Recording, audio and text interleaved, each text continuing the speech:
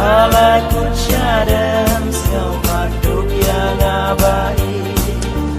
Bunga puher keleng saudong taper senti Ulek dem na uwe sya uwe usenti Ngam kuat de bai gale gelong kumta Henbe ai chim i kan yai de baro shirta Henbe ai chim i kan yai de baro shirta Listen to gun rong na tiap ya bikin pendi Henbe ha do nut yai kan mau ya ngabai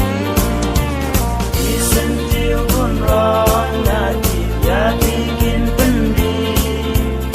Alaku cadem siau paduk yang abai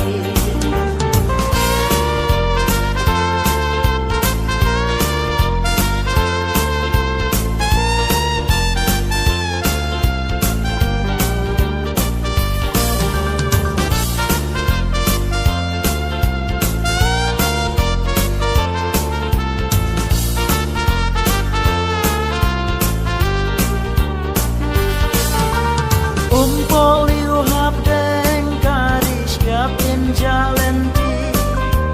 Juban balak leikin yai salen terkisi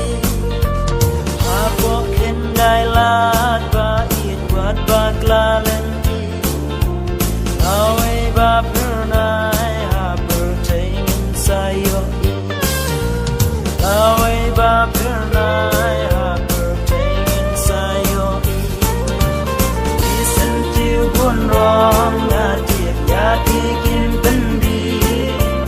Henbe ha do nut yai kan mau ya ngabai